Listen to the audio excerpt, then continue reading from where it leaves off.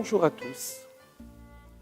Le sujet de notre paracha, Behar, traite des années de Shemitah. Le mot Shemitah veut dire repos de la terre. Or, nos sages nous enseignent que les 6 premières années du cycle de la Shemitah, ce moment pendant lequel la terre est travaillée, correspond aux 6 millénaires de l'histoire de notre monde. Et la 7e année de la Shemitah, moment où la terre se repose, correspond au 7e millénaire qui verra, avec l'aide de Dieu, l'ère messianique arriver avec le Mashiach. Nos sages expliquent qu'il y a une question qui peut se poser.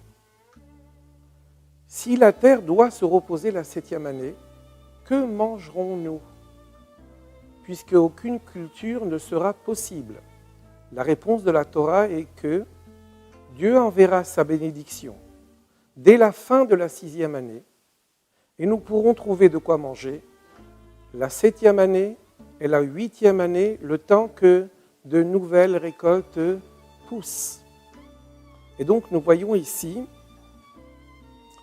que la bénédiction va au-delà de ce qui nous est permis d'espérer. Eh bien, nous pouvons tracer aussi un parallèle avec ce qui nous occupe, c'est-à-dire la venue du Mashiach. Nous pourrions demander la même question. Comment sera-t-il possible que le Mashiach vienne alors que nous sommes à la fin du 6e millénaire, que nous sommes à l'image de la terre épuisée, fatiguée par toutes les années et les siècles pendant lesquels nous avons dû affronter l'exil.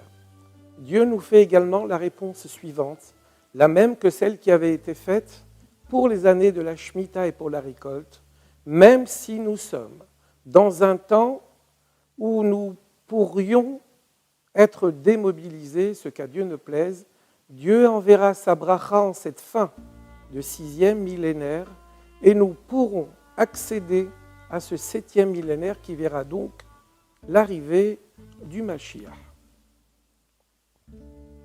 Ceci nous enseigne que, alors que le monde marquerait ses limites, eh bien Dieu viendrait en aide pour nous hisser au-delà de toute limite.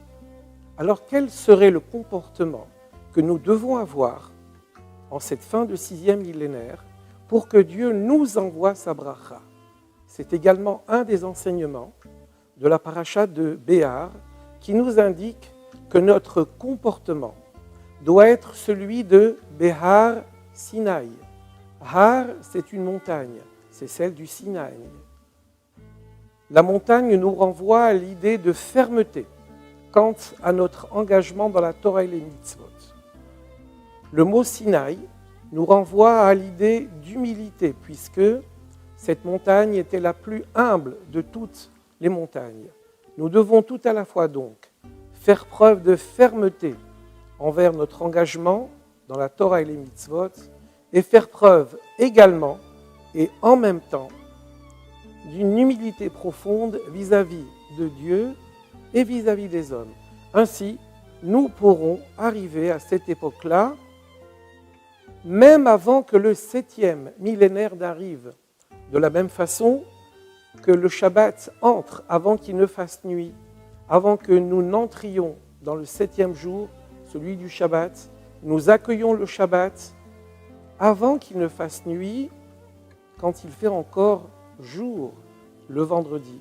Eh bien, le vendredi, c'est ce 6e millénaire, et même si nous n'avons pas terminé la journée de ce 6e millénaire, nous savons, à l'image du Shabbat qui entre avant que le 6e jour ne soit terminé, nous savons que l'ère messianique arrivera, elle aussi, avant que ne se termine le 6e millénaire.